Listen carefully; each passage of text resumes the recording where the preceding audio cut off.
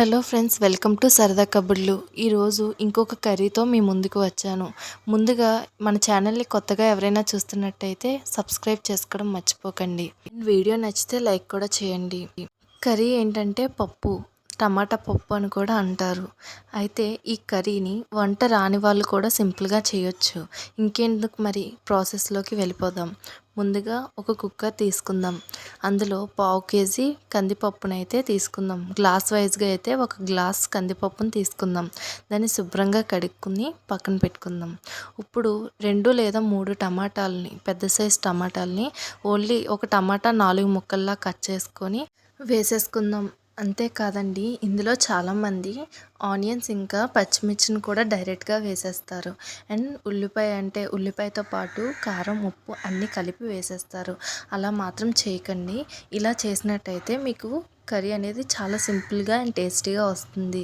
And ఇందులో 1 glass కందిపప్పుకి 2 గ్లాసులు water అయితే వేసుకుందాం. ఇప్పుడు స్టవ్ ఆన్ చేసుకొని కుక్కర్ అయితే 5 విజిల్ వచ్చే వరకు ఆగాలి. మా కుక్కర్ నార్మల్గానే విజిల్స్ వస్తాయండి. లేదు మీవి గబగబా విజిల్స్ వచ్చినట్టయితే ఒక 8 విజిల్ అయితే పెట్టుకుంటే సరిపోతుంది. నేను 5 విజిల్కి అయితే పెట్టాను. మీరు ఈ రెసిపీ కనుక ట్రై చేసినట్టయితే ఎలా ఉందనేది కామెంట్ సెక్షన్లో ఇన్ఫామ్ చేయండి.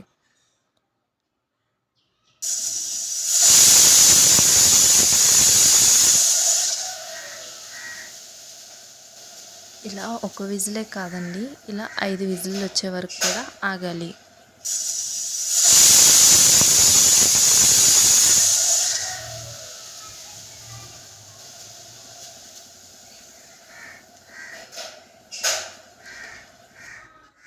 నా 5 విజిల్లు పూర్తయిన తర్వాత ఇలా గరిటెతో విజిల్ని పైకెత్తుతూ ఉంటే అందులో ఉన్న టెంపరేచర్ మొత్తం ఇలా బయటకు వచ్చేస్తుంది. అప్పుడు మనం ఓపెన్ చేయాలి.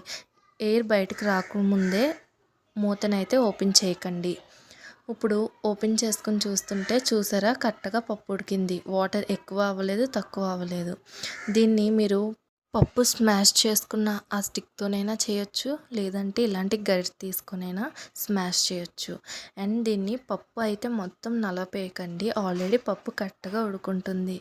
దీన్ని ఓన్లీ మరి మీ టమాటాస్ ఉంటాయి కదా, అవి మట్టుకే స్మాష్ చేయడానికి యూస్ చేయండి. టమాటాస్ ఒకవేళ పెద్దగా ఉండిపోయినా మీరేమి వరి అవ్వక్కర్లేదు. పప్పు ఉడికే టైంకి అది కరెక్ట్గా అయిపోతుంది.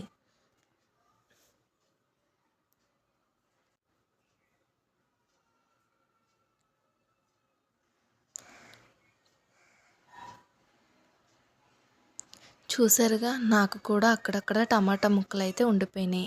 బట్ దీన్ని మనం ఎక్కువగా స్మాష్ చేయకూడదు. మనకి పప్పు కరెక్ట్గా ఉడికిందండి. ఇంతకన్నా పేస్ట్ చేసినట్టయితే పప్పు అనేది బాగా ముద్ద పడిపోవడానికి కారణాలు అవుతాయి.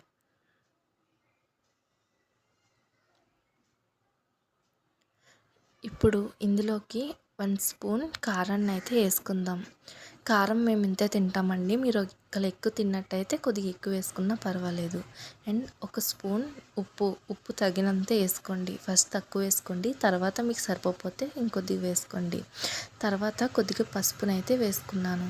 తర్వాత 1 గ్లాసు పప్పుకి 1/2 గ్లాస్ వాటర్ అయితే యాడ్ చేసుకుందాం. మీరు ఇందులో పులుపు సరిపోలేనట్టయితే చిన్న చింతపండు పులుపు కూడా వేసుకోవచ్చు. బట్ నాకైతే పులుపు సరిపోయిందండి. ఓకే, ఇప్పుడు స్టవ్ ఆన్ చేసి పప్పునైతే మరగనిద్దాం. ఎక్కువ టైం అయితే పట్టదండి. ఈ పప్పు మరిగే టైంలో మనం పోపునైతే రెడీ చేసుకుందాం. మనం పోపుని రెడీ చేసుకునే గ్యాప్లో పప్పు మరిగిపోతుంది. ఇప్పుడు ఒక ఆనియన్ తీసుకుందాం.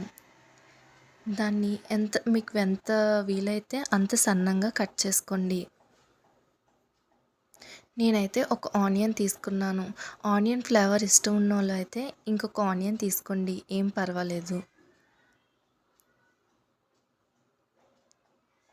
పప్పులో డైరెక్ట్గా వేసేయకుండా ఇలా తాలింపులో ఆనియన్ వేసుకున్నట్టయితే టేస్ట్ చాలా వస్తుంది.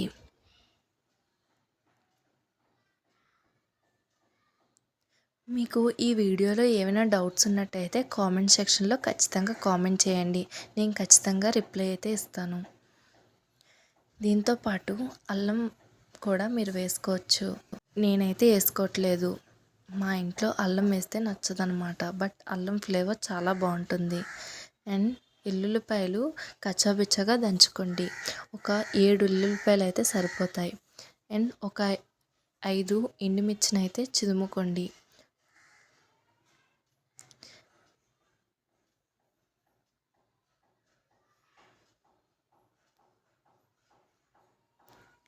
కొద్దిగా కరివేపాకు,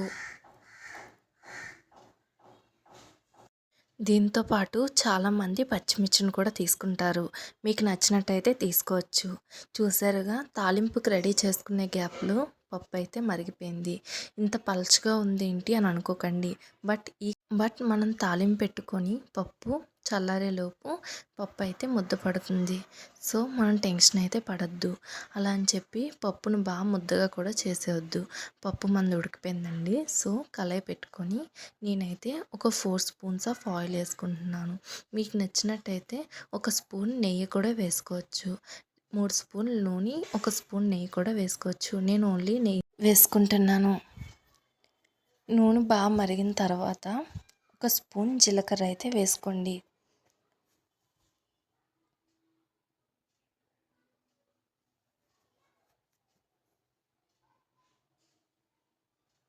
ఒక స్పూన్ ఆవాలు అండ్ మనం కట్ చేసుకున్న ఉల్లిపాయలు బాగా కొద్దిగా వేగుతున్నాయి అన్న టైంలో వెల్లుల్లిపాయలు వేసుకోండి.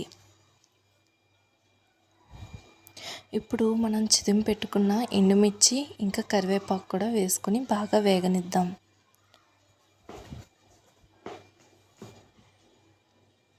చూస్తున్నారు కదండి, ఆనియన్స్ అయితే నేను ఎక్కువగానే వేసుకున్నాను. బట్ మీకు ఇంకా కావాలంటే వేసుకోవచ్చు. ఇంతకీ మీరు ఏ విధంగా పప్పునైతే తయారు చేస్తారో నాకు కామెంట్ సెక్షన్లో ఇన్ఫామ్ చేయండి. చూసారుగా తాలింపు వేగిపోయింది. నేనైతే పప్పు ఇందాక కుక్కర్లో ఉంది కదా, అది గిన్నెలోకి తీసుకున్నాను అంతేనండి, ఇంకేం మారలేదు. తాలింపుని గిన్నెలోకి వేసేసుకున్న తర్వాత సర్వ్ చేసేసుకోవడమే. చూసారుగా ఎంత టేస్టీగా అండ్ ఎంత కరెక్ట్గా ఉందో. మీరు కూడా ఖచ్చితంగా ఇంట్లో ట్రై చేయండి.